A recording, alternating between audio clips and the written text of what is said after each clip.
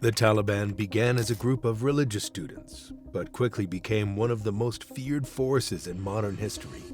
What followed was extreme cruelty.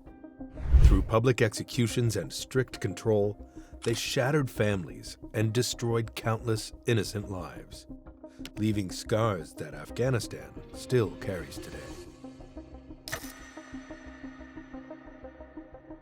The group emerged in the chaos of the early 1990s, at a moment when Afghanistan was already exhausted from decades of non-stop war. The Soviet invasion, followed by years of brutal civil fighting between rival warlords, had torn the country apart. Roads were unsafe, cities were ruined, and ordinary people were caught in the middle of endless violence.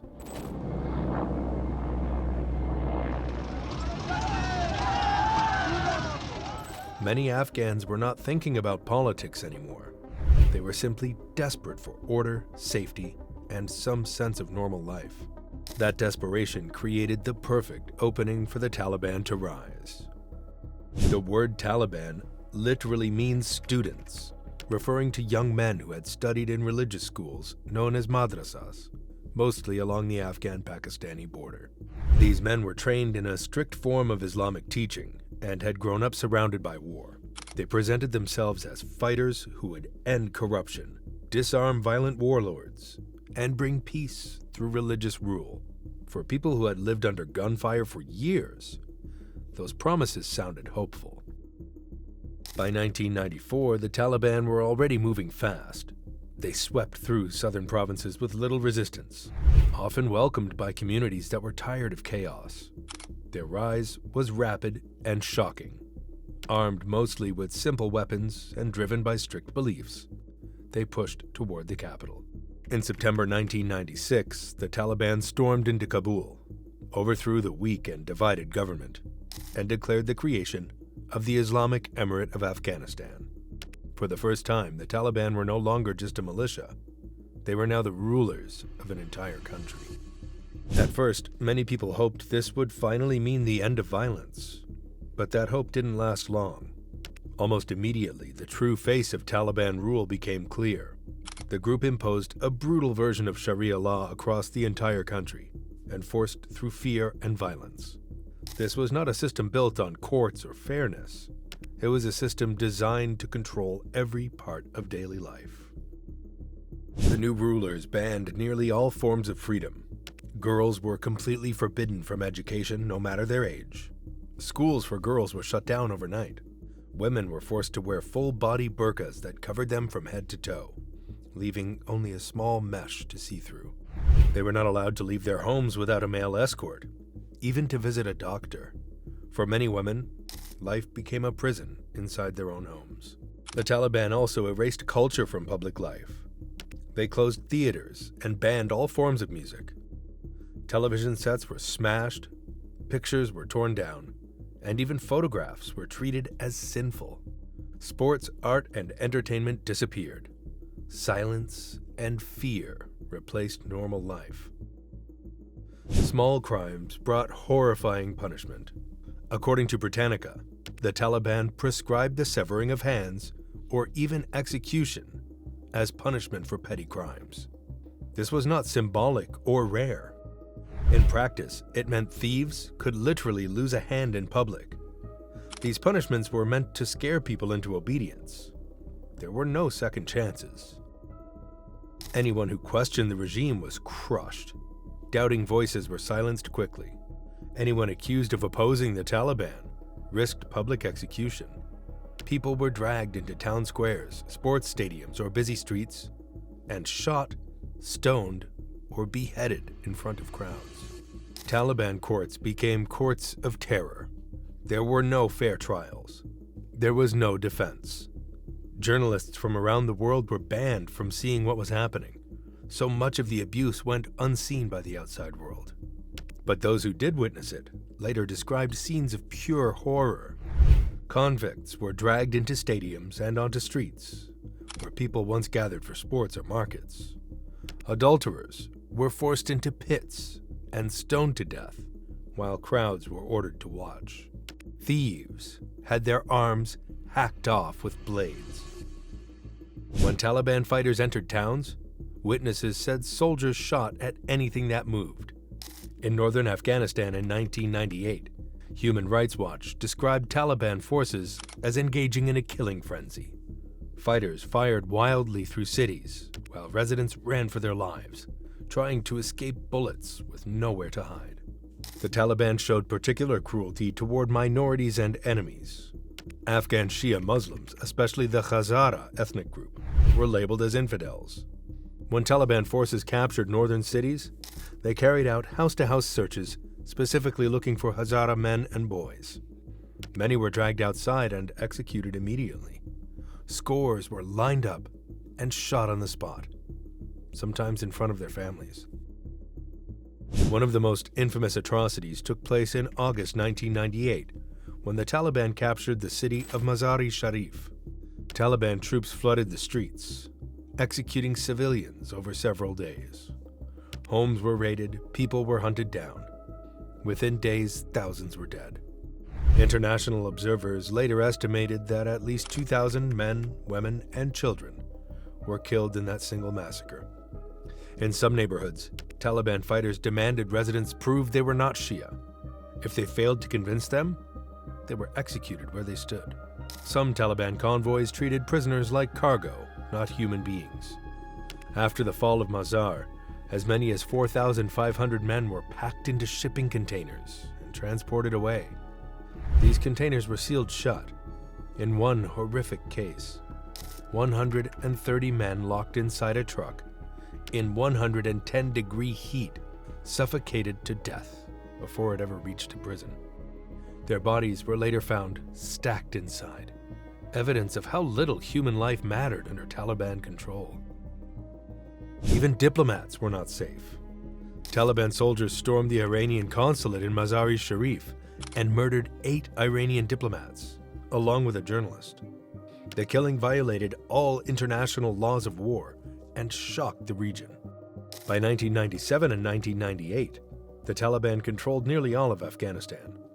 U.S. intelligence agencies and international human rights groups were sending out alarming reports. They described a government that had grown increasingly merciless, where violence was not just allowed, but encouraged as a tool of control. At the center of this system was the Taliban's leader, Mullah Muhammad Omar. He rarely appeared in public, but his power was absolute. From Kandahar, he enforced a fanatical and extreme interpretation of Islam that left no room for debate, mercy, or personal freedom. Every rule came straight from his inner circle, and disobedience was treated as a crime against religion itself. The U.S. Counterterrorism Center later explained that the Taliban's very first move after taking power was to impose a strict interpretation of Quran law across the country. This was not limited to criminal punishment. It shaped every part of life. Their policies were described as merciless toward women, minorities, and anyone they considered an opponent. Teachers, former government workers, religious minorities, and even ordinary villagers could be punished simply for not fitting the Taliban's idea of obedience. From the outside, Americans and their allies watched in growing horror. Reports coming out of Afghanistan painted a picture of a country ruled by public fear. Executions were staged openly. Punishments were meant to be seen. Fear was not hidden. It was displayed like a banner, meant to remind everyone who was in charge. While Afghanistan suffered under this rule, the world's attention slowly began shifting to something even more dangerous, growing inside Taliban territory. In 1996, Osama bin Laden, the leader of al-Qaeda, was expelled from Sudan after international pressure. Instead of being isolated, he was welcomed into Taliban-controlled Afghanistan. The Taliban gave him protection, land, and freedom to operate. Bin Laden quickly set up terrorist training camps across the country, using Afghanistan as a safe base to plan attacks. For several years, these camps operated with little interference. Fighters trained openly, weapons were stockpiled. Plans were made far beyond Afghanistan's borders. The Taliban refused to cut ties with bin Laden, even as warnings grew louder from the international community. Deliver to United States authorities all the leaders of al-Qaeda who hide in your land. Everything changed on September 11, 2001, when al-Qaeda operatives carried out the attacks in the United States, killing nearly 3,000 people. Global attention instantly focused on Afghanistan. Investigations confirmed that the attacks had been planned from Taliban-controlled territory. The United States demanded that the Taliban hand over Osama bin Laden. The Taliban refused. Turn him over. When I said no negotiations, I meant no negotiations. That refusal led directly to war. The United States military has begun strikes against al-Qaeda terrorist training camps and military installations of the Taliban regime in Afghanistan. On October 7, 2001, a U.S.-led coalition launched a massive bombing campaign against Taliban and al-Qaeda targets across Afghanistan. Airstrikes hit training camps, command centers, and Taliban positions. By the end of 2001, their grip on the country was completely unraveling. Fighters deserted, supply lines broke, cities fell, one by one. Within weeks, Northern Alliance forces backed by U.S. air power and support recaptured major cities. On November 9, 2001, they took back Mazar-e-Sharif. Kabul fell just 4 days later on November 13th. As Taliban fighters fled, other cities followed without major resistance. The final blow came in Kandahar, the Taliban's spiritual home and birthplace. By December 6, 2001, Kandahar was surrounded and fell as well. This marked the end of Taliban control over Afghanistan as a national government. In that decisive moment, United States-backed Afghan forces led by figures such as Hamid Karzai officially ended the Taliban's rule. Taliban leaders disappeared from public view. Many fled across the border into the mountains and hills of Pakistan, where they went into hiding. As the Taliban vanished from the cities, a new chapter began. Afghan leaders, backed by the United Nations, met in Bonn, Germany, to form a new government. Under a UN mandate, Afghanistan started trying to rebuild after years of terror and war. But the Taliban were far from finished. Instead of fighting like a government army, they changed how they fought. They stopped trying to hold cities and switched to guerrilla war. This meant surprise attacks, hit-and-run violence, and disappearing before anyone could respond. Taliban fighters melted into the mountains, deserts, and countryside, blending in with villages and using Afghanistan's rough terrain to hide. Beginning in 2002, the Taliban slowly rebuilt their strength. From hidden bases, they planned a long and brutal insurgency against the new Afghan government and NATO forces. Ambushes became common on roads used by soldiers and aid workers. Suicide attacks started appearing more often. Roadside bombs were buried under dirt where children walked and farmers worked. This war didn't stay between the fighters. Civilians paid a terrible price. As the 2000s went on, the violence spread everywhere. Insurgent bombs ripped through small villages and major cities alike. Taliban suicide bombers drove explosive-packed trucks straight into crowded markets, police checkpoints, and even wedding parties. These were places where families gathered, where people felt safe. They also targeted schools and funerals, knowing these events would draw large crowds. From mountain hideouts, fighters fired rockets into town squares, often without caring who was standing there. International monitors repeatedly warned that the Taliban made no real effort to protect civilians. They didn't separate soldiers from ordinary people. Anyone nearby could be killed. In 2017, United Nations monitors estimated that Taliban forces caused more than 1,500 civilian deaths in a single year. That number alone shows the scale of the violence. Nearly half of all civilian casualties in 2017 were blamed on Taliban insurgents. Human Rights Watch documented some of the worst attacks, describing how bombs and gunmen tore through everyday life. One attack stood out as especially horrifying. On January 27, 2018, in the heart of Kabul, a Taliban suicide bomber hid inside an ambulance. Using the vehicle to pass through security checkpoints, he reached a crowded area in the capital's center. When the bomb exploded, it ripped through people lining the streets. At least 103 civilians were killed, and hundreds more were wounded. According to Human Rights Watch, the Taliban later claimed they were targeting a government ministry, but the reality was clear. At least 100 of the dead were ordinary Afghans who had nothing to do with the war. Just days before that bombing, another attack shocked the country. Taliban gunmen stormed the luxury Intercontinental Hotel in Kabul during a government conference. Armed with guns and grenades, they hunted people, floor by floor. The siege lasted 6 hours. By the time it ended, 21 people were dead, including 14 foreign aid workers and students. These attacks showed how ruthless the insurgents had become.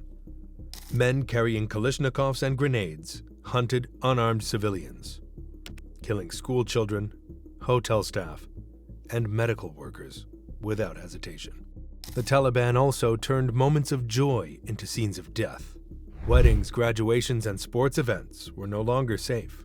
In one high school graduation celebration in 2014, a suicide bomber used a bicycle bomb to attack young graduates. Dozens were killed in seconds. At a village volleyball match later that same year, a bomber standing in the crowd blew himself up, killing 50 spectators. These were not military targets. These were community events. Girls' schools were especially targeted during this time. According to UN reports from 2009 to 2012, there were more than 1,000 attacks on educational institutions across Afghanistan. Taliban fighters burned classrooms to the ground. Teachers were shot or threatened. Girls who tried to attend school were sent home in fear. Many families kept their daughters inside, believing it was the only way to keep them alive. The story of Malala Yousafzai in neighboring Pakistan became a grim symbol of this period. She was a teenage girl shot by the Taliban simply for wanting an education. In Afghanistan, the same fear spread. Threats, bombs, and attacks on girls' schools stopped thousands of girls from learning, shaping an entire generation through fear. It is for them that we must continue our campaign to ensure that all children have the access and have the right to go to school. Life in rural Afghanistan became a constant state of terror. Taliban checkpoints could appear suddenly on dusty roads between villages. People traveling for work or family visits could be stopped at any moment. Those who failed to kneel, answer correctly, or pay a bribe were sometimes executed on the spot. Entire families were punished if one brother worked for the government or police.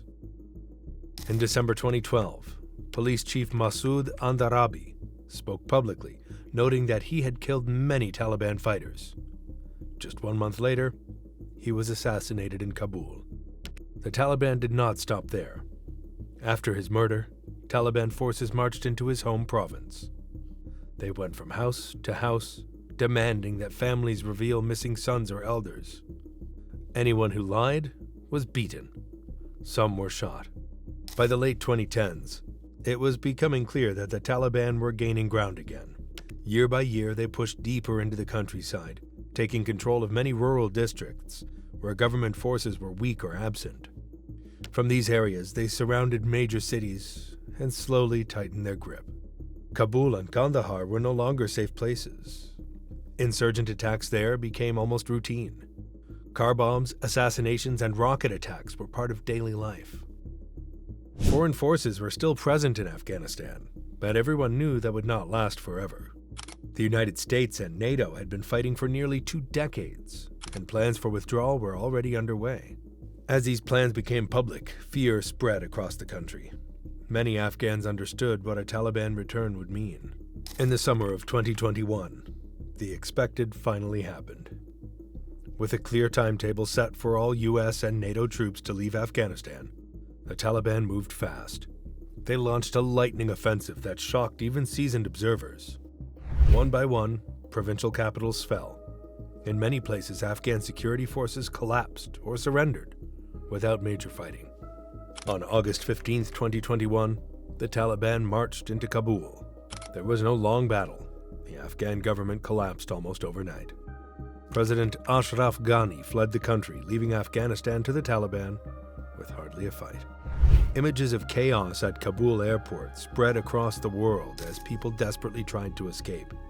UNESCO later described August 15, 2021, as the start of the Taliban's grim campaign to erase women from public life. In that moment, the Taliban were back in power, once again ruling Afghanistan. Almost immediately, the new regime began enforcing a ruthless version of Sharia law again. The change was fast and brutal.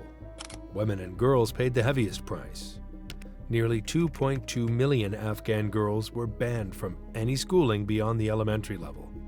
Families watched years of education disappear overnight. The restrictions didn't stop there. In many provinces, female doctors and nurses were barred from hospitals. The Taliban also targeted women in public life. In 2024, new rules explicitly banned women from appearing on the radio or television. One Taliban minister openly boasted that 80% of women working in the media had lost their jobs since 2021. Afghan women's rights activists described these policies as a return to the 1990s. Schools stood empty, university lecture halls were closed. Women who once studied law, medicine, and engineering were forced back into their homes. Half the population was now living under strict and punishing orders that controlled how they dressed, worked, and even spoke. Taliban courts also returned to fear-based rule. Public punishment became a tool of intimidation once again. In November 2022, in Farah province, the Taliban carried out Afghanistan's first public execution since 2001. A man was hanged on a stage in front of cheering crowds. The UN Human Rights Office described the execution as disturbing and urged the Taliban to stop all such killings. Instead, the punishments expanded. Within weeks, Taliban leader Hibatullah Akhundzada issued a decree ordering judges to fully reinstate the harshest penalties under the interpretation of Islamic law. Public floggings returned across the country. A senior court official admitted that up to 80 people were whipped after the Taliban took over Afghanistan. Stoning of women, amputations of hands, and public executions were no longer rumors. Behind these headlines were countless personal tragedies. Families lay awake at night listening for footsteps outside their doors. In many areas, local militias pledged loyalty to the Taliban, believing it would keep their villages safe. Instead, that loyalty often meant handing over neighbors, relatives, or anyone the Taliban suspected of disobedience or difference. Ethnic and religious minorities felt this danger most sharply. In July 2021, as the Taliban swept through Ghazni province, they violently seized a Hazara village called Mundarakt. Over 2 days of terror, Taliban fighters hunted down and executed at least 9 Hazara men. Some were tortured before they were killed. One man was strangled with his own scarf, and his arm muscle was sliced off. Survivors described this cruelty in detail. A 40-year-old villager was beaten with rifle butts, then shot in both legs and the chest. A 65-year-old grandfather was stopped at a checkpoint and shot dead. Bodies were dumped in ditches. The massacre happened just weeks before the fall of Kabul and was seen by human rights groups as a clear warning. Under Taliban rule, Hazara and other minorities were once again at extreme risk. By 2025, the Taliban's rule was among the most repressive in the world. Their laws, combined with the constant fear they create, have pushed ordinary Afghans into deep despair.